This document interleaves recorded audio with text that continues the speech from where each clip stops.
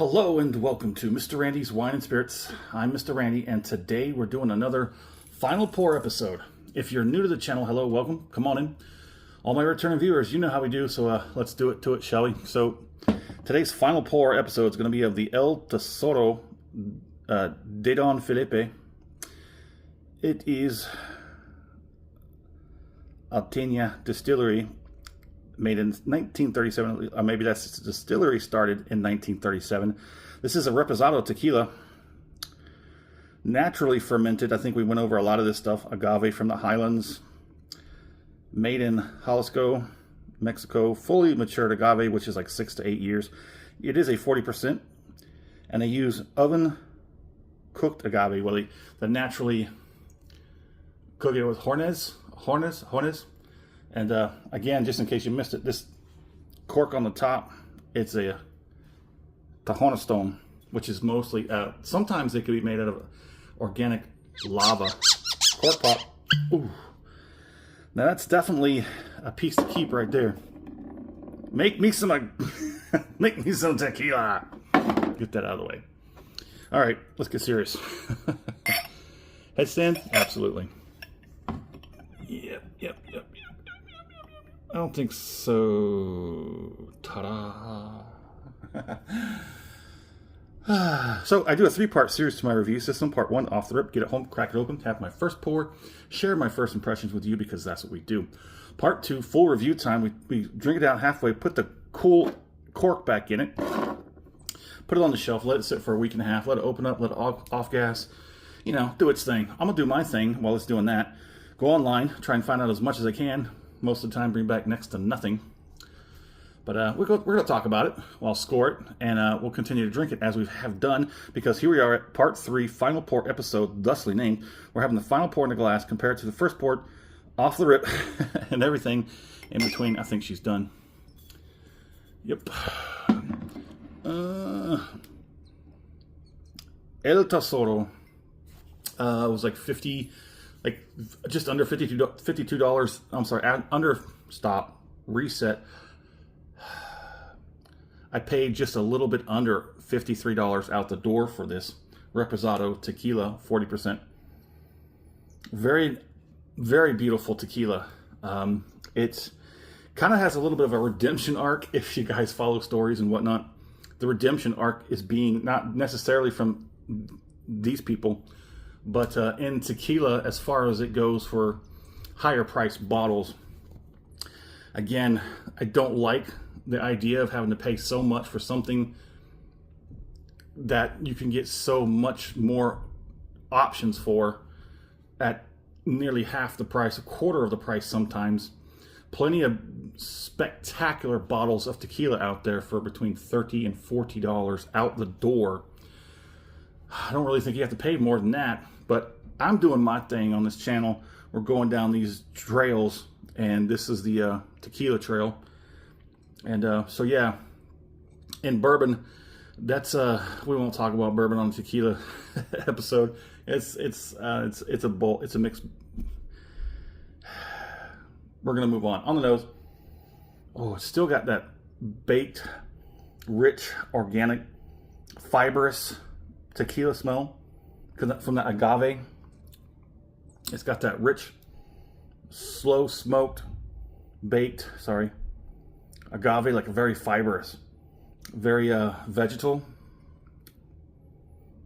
Oh, it's got a good nose. It's not sweet, but you can tell there's some good caramel, and vanilla. It's not too bad. Let's go ahead and get on the palate.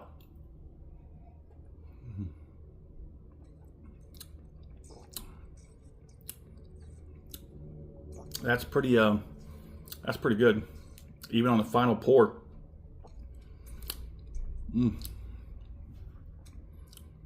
Now, they do, like most tequilas do have, that comes from a Blanco. They usually always start with a Blanco, and then they barrel rest it, call it a Reposado, barrel rested. Then they have an añejo, which rests longer, upwards of a year and a half to 2 years. Extra añejo is a couple of years in the barrel, and that stuff gets really smooth, really easy to drink. And then they have Cristalino. I think I've had 2 Cristalinos and didn't really care for them. All that process, you went through all that just to remove the color and maybe a few bit of harshness of the flavor profile, and you basically smoothed that thing out so much it's like glass. It's like licking glass. It's glass liquor, window liquor, right? Boy, there was a kid next door. When I was a kid, they had a kid next door, toddler, man. He had a window on the side of the place, on the house, and that kid, every time we were out in the yard, that kid would come over to the window, and the window was just low enough where he could have his head out the window looking at us, and he'd just sit there and lick the glass. Oh, man. Good times. Laugh our butts off. Oh, boy. Anyway, let's get to the next one.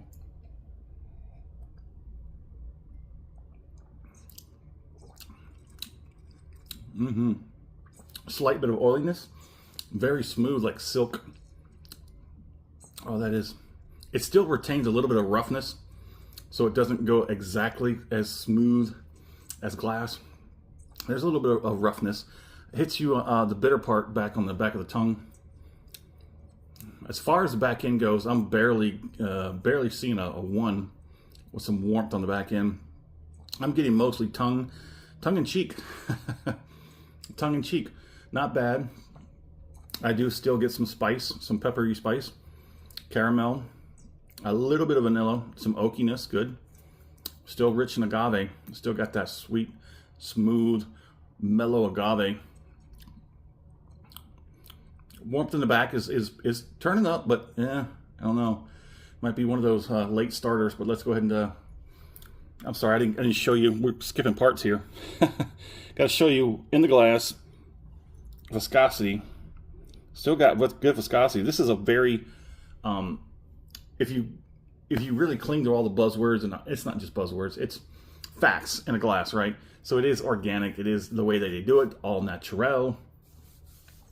It's all wonderful, and I absolutely believe that, you know, if the $50 that you paid for this or more, you know, is evenly distributed down the line, and a lot of these people, the El Imadors out there in the fields, and they're getting taken care of nice and properly, and, you know, economy is really getting taken care of through every dollar you put into one of these bottles.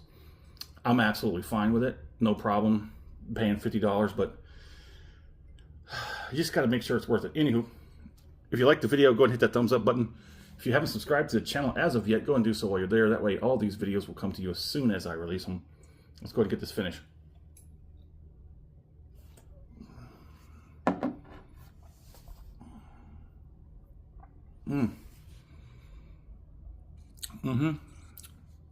Even on the final pour, that is some pretty solid tequila. And it's not like that, I keep forgetting the name of it. It's just, the only thing I can remember is that it is the most expensive bottle that I've had on the channel at what, just over $63 out the door. So for $10 less, you get the El Tesoro. I actually prefer this one better, not because of the price point, because of how my enjoyment of it. That other one, I'm drawing a complete blank. I can't even see the bottle in my head. I know it was relatively kind of fancy to try and make you feel like you're getting your money's worth. You don't really have to. You could have the basic of basic label on there, on a basic bottle, and you know, save some money.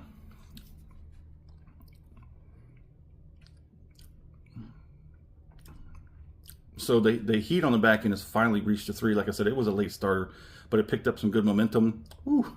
Yeah, it's picking up some speed. So it's good. At least now it's at a solid 3 out of 5. We're getting good cheek action. I'd say roughly just under a 2. Tongue is flashed over. Finally getting some in the gums. Not really an action on the lips, but just a little bit of leftover taste.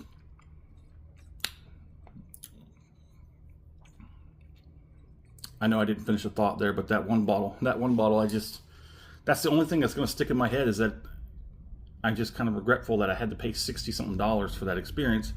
But it's an experience that I learned something from. And it's always how I tell people. People want to talk about failures. I don't see it as a failure. I see it as a positive, because you found something that didn't work. You found another way that didn't work, and you don't have to do that again. So you don't make that mistake again. I learned that half my life ago. Don't think of them as failures. Think of them as opportunities to do better, to be better, and to never get in that same spot you were in before. But anywho, enough of that stuff. There it is. That's a pretty good finish. The heat's going to hang on for a little bit, but I'm not going to keep you. So, in the comment section, love to know what are you currently drinking? Where are you currently at? What do you think about the El Tesoro? How would you compare it to others? And as always, thanks for stopping by here at Mr. Randy's Wine and Spirits. Have a pretty dang good one.